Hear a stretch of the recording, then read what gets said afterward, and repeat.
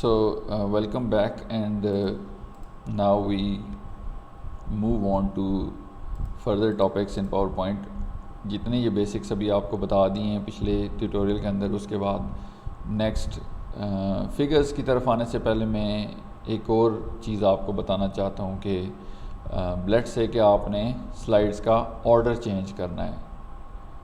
ये slide number जो 4 है, इसको आप चाहते हैं कि ये 3 से पहले आए, तो इसका सिंपल तरीका जो है वो, अगर तो थोड़ी स्लाइड्स हैं, देखें यहाँ से मैं सिर्फ सिंपल 4 को क्लिक करके ना ड्रैग करके 3 से ऊपर ले जाऊँगा, ये 3 बन जाएगी नीचे वाली 4, और देखें आप उसका स्लाइड नंबर भी ऑटोमेटिकली चेंज हो चुका है। अगर स्लाइड ज़्यादा हैं, फॉर एग्जांपल मैंने स्लाइड नंबर 50 उठा के तो 3 नंबर पे लानी है, तो फिर मैं क्या करूँगा, इस पर क्लिक करके, ये देखें इस पर क्लिक करके मैं Ctrl+X दबाऊँगा, कट, इसको Ctrl+X कट की शॉर्टकट की है, तो यहाँ पे क्लिक करके सिंपल क्लिक करके, जब भी मैं क्लिक कहूँ तो लेफ़्ट क्लिक उसका मतलब है, तो Ctrl+V प्रेस करूँगा तो ये देखें यहाँ पे वो पेस्ट हो गई। तो इस तरह से आप एक स्लाइड को अपनी जगह से मूव कर सकते हैं और उसका नंबर जो है वो माइक्रोसॉफ्ट वर्ड ऑटोमेटिकली चेंज करता जाएगा।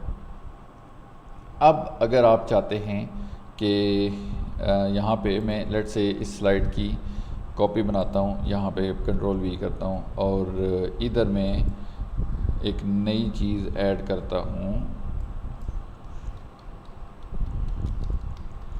लेट्स से ये हमारा टॉपिक है इंट्रोडक्शन टू कार्बोनिल कंपाउंड्स, और ये सारा मैं यहाँ से मिटा देता हूँ।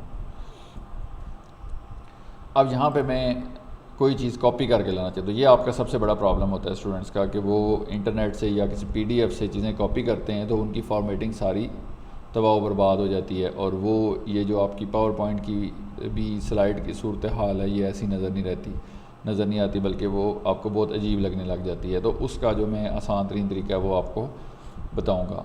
तो ये एक PDF हम ओपन करते हैं, लेट से ये एक बुक है मेरे पास जिसके अंदर ये टॉपिक है कार्बोनिल ग्रुप्स के बारे में।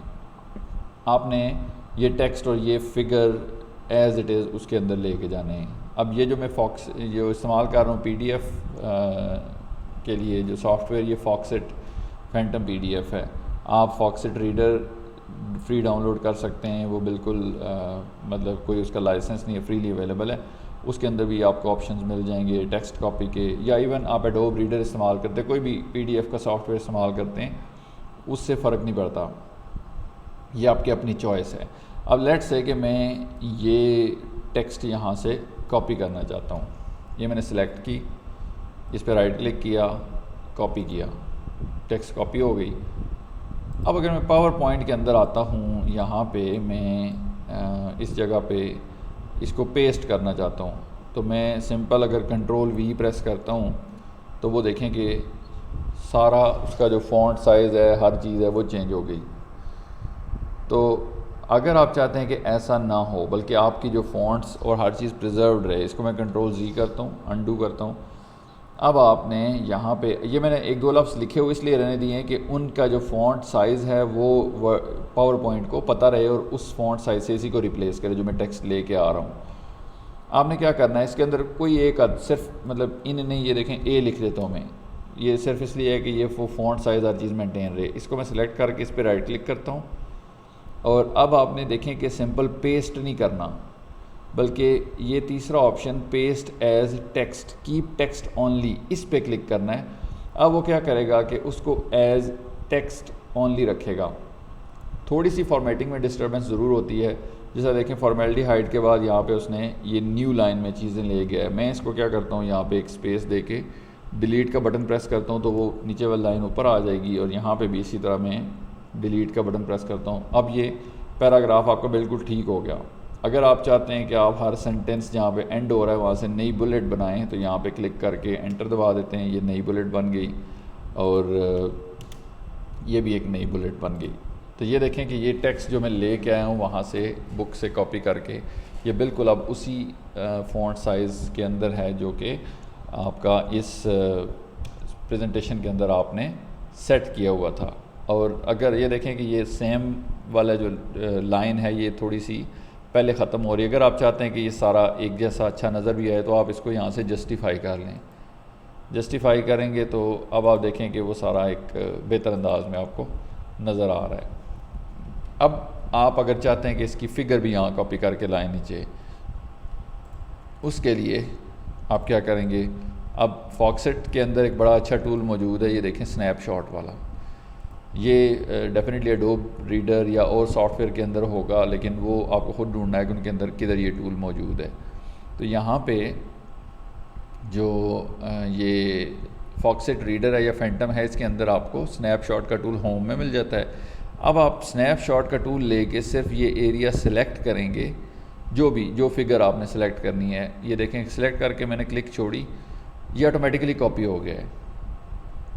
अगर आपको यकीन नहीं आता तो आप राइट क्लिक करके तो दोबारा कॉपी सिलेक्टेड ग्राफिक कर लें, तब भी मसला कोई नहीं है।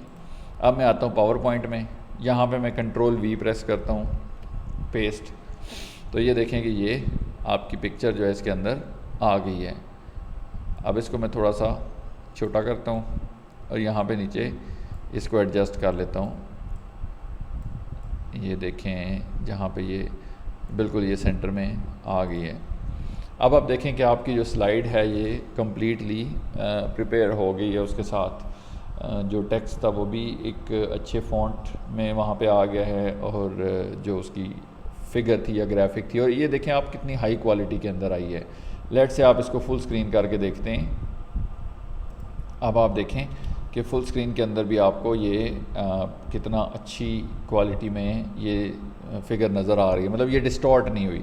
अगर आप किसी और तरीक़ों से फ़िगर्स को लेके आते हैं इसके अंदर पावर पॉइंट के अंदर बाज़ औक़ात तो वो उनकी क्वालिटी ख़राब हो जाती है। लेकिन अगर आप इस तरह स्नैपशॉट से PDF के अंदर से इमेज को लेके आएंगे तो उसकी क्वालिटी डिस्टॉर्ट नहीं होगी, आपको वो उसी अच्छी क्वालिटी के अंदर पावर पॉइंट में भी फ़िगर मिल जाएगी। तो ये तरीका था कि आप अगर बाहर से कोई फ़िगर लेके आना चाहते हैं तो वो आप कैसे लेके आएंगे, या अगर आपके पास फ़िगर सेव्ड है डेस्कटॉप पे या किसी फ़ोल्डर में तो वो तो सिंपल आप वहाँ से कॉपी करके इधर ला के पेस्ट कर दें। इंसर्ट पे जाके पिक्चर और ये लंबा प्रोसीजर करने की भी ज़रूरत नहीं है। आप सिंपली उसको कर सकते हैं कि वहाँ से कॉपी करके यहाँ ला के पेस्ट कर दें। अब इसके अलावा अगर आप कोई स्मार्ट आर्ट इसके अंदर क्रिएट करना चाहते हैं, कोई शेप बनाना चाहते हैं, ये देखें मुख्तलिफ़ तरह की शेप्स मौजूद हैं, तो वो भी आप यहाँ से क्लिक करके तो इधर ख़ुद से बना सकते हैं। मतलब ये ऑप्शन भी आपके पास अवेलेबल है कि आप मुख्तलिफ़ तरह की शेप्स इसके अंदर जो हैं वो ख़ुद क्रिएट कर सकें, और उनको डिफरेंट जो कलर स्कीम्स हैं वो भी आप दे सकते हैं।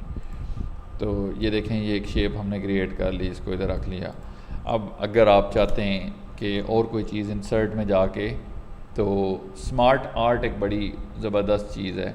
यहाँ पे अगर आप क्लिक करते हैं स्मार्ट आर्ट के अंदर तो आप मुख्तलिफ़ तरह का यहाँ पे एक फ़्लो चार्ट्स और इस तरह के आर्ट वर्क क्रिएट कर सकते हैं। यहाँ पे अगर आप ऑल में देखें तो ये आपको मुख्तलिफ़ तरह के ऑप्शंस नज़र आ रहे हैं। देखें अगर आपने कोई प्रोसेस शो करना हो कि एक चीज़ दूसरे में कन्वर्ट हो रही है, दूसरी तीसरी में हो रही है, तो ये भी आप शो कर सकते हैं। फिर इसके अलावा अगर आपने लिस्ट शो करनी हो, कोई साइकिल शो करना हो, तो वो भी आप कर सकते हैं। तो फॉर एग्ज़ाम्पल हम एक कोई ये ब्लॉक साइकिल पे क्लिक करके ओके करते हैं, तो ये एक साइकिल उसने क्रिएट कर दिया है।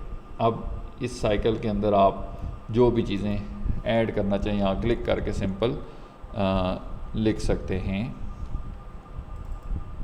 ये देखें कुछ भी आप इसके अंदर जो भी आप लिखना चाहें, मतलब कोई अगर आपने एक साइकिल शो करना था तो बजाय कहीं से फ़िगर कॉपी करने के या चोरी करने के आप ख़ुद से यहाँ पे एक बना सकते हैं फ़िगर। और ये अब आप अगर इसको फुल स्क्रीन करके देखते हैं, ये देखेंगे कितना ये प्यारा आपको नज़र आ रहा है जो आपका एक स्मार्ट आर्ट इसके अंदर आपने क्रिएट किया है। और इसकी क्वालिटी भी डेफिनेटली बहुत अच्छी रहेगी, मतलब ये डिस्टॉर्ट नहीं होगा क्योंकि ये एक्चुअली टेक्स्ट है और एक्चुअल ग्राफिक है। ये कोई फ़िगर या इमेज आपने कॉपी नहीं किया, बल्कि ये एडिटेबल ग्राफिक है। एक तो इसका साइज़ जो फ़ाइल का है वो इससे रीज़नेबल रहता है, बड़ा नहीं होता इमेजेस की निस्बत, और दूसरा ये इसकी क्वालिटी उससे अच्छी रहती है। तो ये है स्मार्ट आर्ट जो कि आप इसके अंदर पावर पॉइंट के अंदर बड़े अच्छे तरीके से इस्तेमाल कर सकते हैं।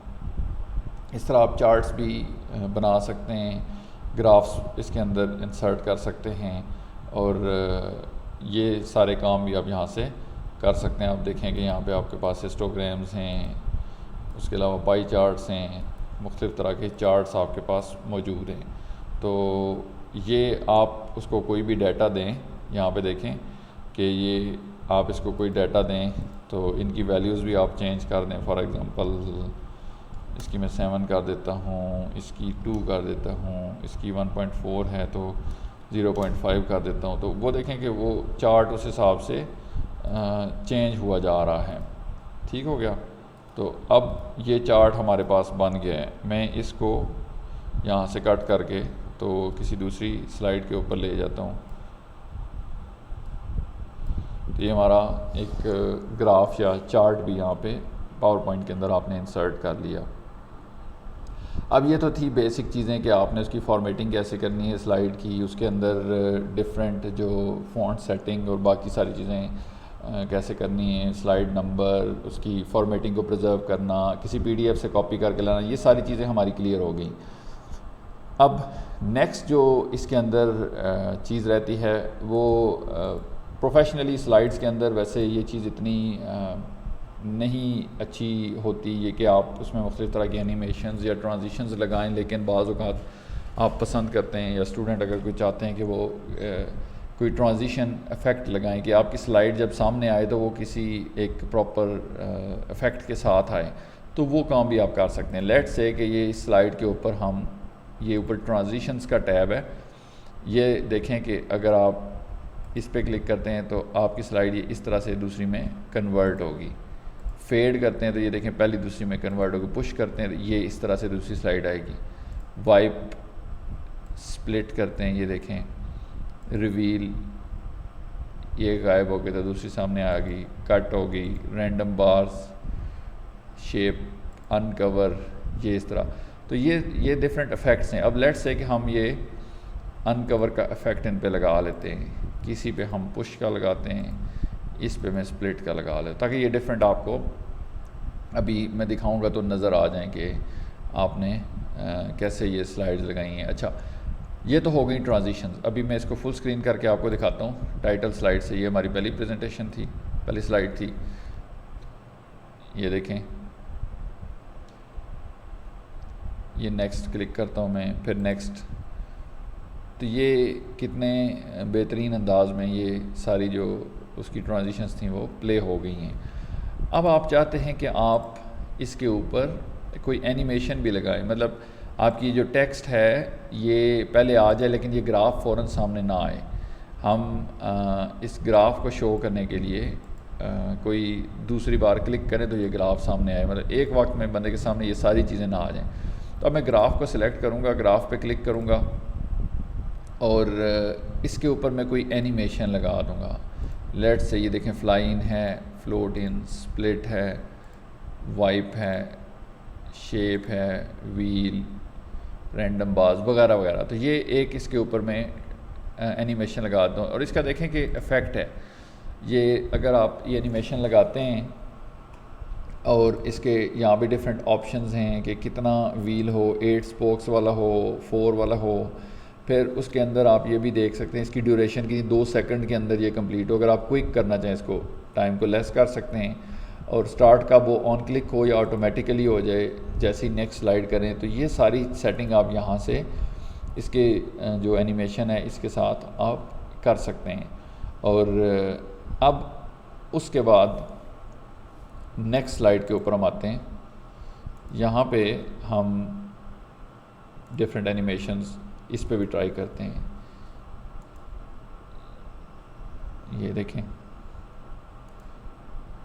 ये इस तरह की ये एक और एनिमेशन है। तो इस तरह से आप अपनी स्लाइड के ऊपर मुख्तलिफ एनिमेशंस का भी इस्तेमाल कर सकते हैं और फिर आप उसके यहाँ से इफ़ेक्ट को भी बिल्कुल चेक कर सकते हैं। ये देखें, उसके इफ़ेक्ट्स भी चेंज कर सकते हैं कि ये 1 बाय 1 आ जाएं। और अगर आप इसकी ड्यूरेशन बढ़ाना चाहें तो वो भी आप बढ़ा सकते हैं यहाँ से, जो राइट साइड पे आपको टाइम नज़र आ रहा है। अब हम इसको दोबारा प्ले करके देखते हैं और उसके दौरान मैं आपको कुछ और चीज़ें भी साथ इसकी बता देता हूँ। इसको मैंने फुल स्क्रीन किया, जस्ट एक सेकंड में ये देखूँ ये फुल स्क्रीन में टास्क बार क्यों नज़र आ रही है। फुल स्क्रीन करने के बाद अब अगर आप देखें कि साथ आपका माउस पॉइंटर है, तो इसकी बजाय आप अगर यहाँ पे बॉटम लेफ़्ट कॉर्नर के अंदर माउस पॉइंटर लेके आएँ तो ये देखें आपको कुछ ऑप्शंस नज़र आ रहे हैं। इसके अंदर इस पेन से पे आप क्लिक करें तो आपके पास यहाँ पे लेज़र पॉइंटर का ऑप्शन भी है। ये देखें अब आपने ये लेज़र पॉइंटर चूज़ कर लिया, और ये बड़ा अच्छा है कि आप साथ मूव करके जो टेक्स्ट आप हाईलाइट करना चाहते हैं, बताना चाहते हैं, वहाँ पे आप इसको रख के तो इस्तेमाल कर सकते हैं। तो ये देखें नेक्स्ट स्लाइड में गया हूँ तो वो जो हमने ट्रांजिशन इफ़ेक्ट लगाया था वो यहाँ पे लग गए। अब अगर आप चाहते हैं कि आप लेज़र पॉइंटर की बजाय यहाँ पे साथ कोई राइटिंग करें, कोई पेन ले लें, कोई चीज़ समझानी हो कि अभी हम एक पाई चार्ट यहाँ पे लाने लगे हैं, पाई चार्ट अगर मैं लिखता हूँ तो ये देखें कि आप ये पेन साथ लेके इससे आप यहाँ पे कोई भी राइटिंग भी कर सकते हैं, कोई इक्वेशन समझानी हो, कोई काम करना तो वो यहाँ पे आप कर सकते हैं।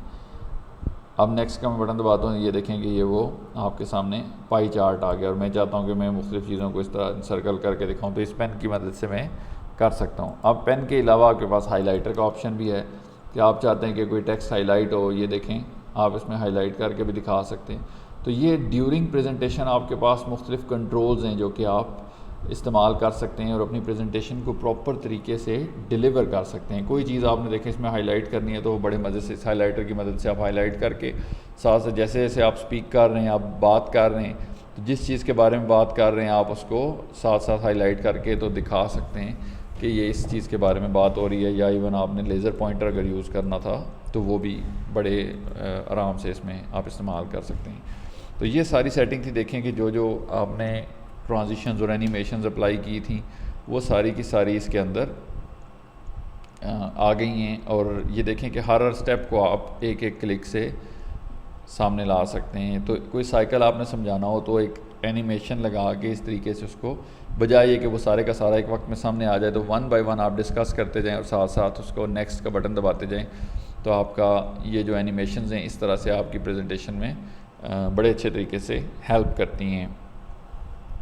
तो ये तो था प्रेजेंटेशन को प्ले करने के बारे में। अब ये देखें कि मैंने एग्ज़िट किया तो वो पूछ रहा है कि वो जो पेन से मैंने चीज़ें लिखी थी या हाईलाइट की थी कि उनको कीप करना है या डिस्कार्ड करना है। मैं उनको नहीं रखूँगा, डिस्कार्ड करूँगा ताकि वो स्लाइड्स के ऊपर ना आएँ।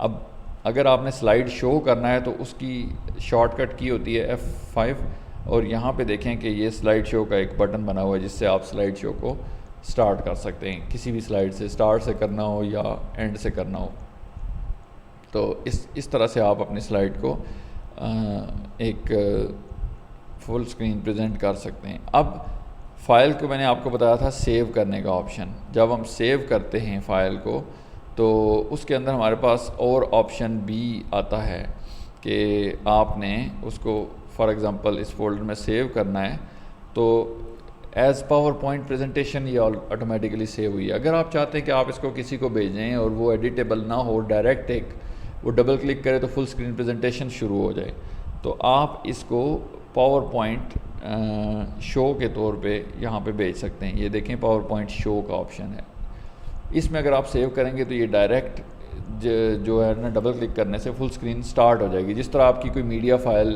प्ले हो जाती है।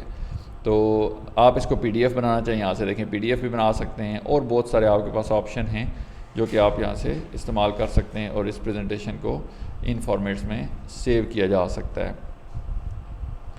तो इसके साथ जो ये ट्यूटोरियल है हमारा ये कंप्लीट होता है। अगर आपको इसमें कोई क्वेश्चन हो तो वो आप पूछें, और इसके अलावा जो मज़ीद पावर पॉइंट की एडवांस सेटिंग हैं वो आप ख़ुद से भी एक्सप्लोर कर सकते हैं, या हम एक और ट्यूटोरियल में उनको आपके साथ मैं शेयर कर दूंगा। Okay, thank you very much for watching. If you like the video, please subscribe the channel and share it with all your friends and colleagues. Thank you and Allah Hafiz.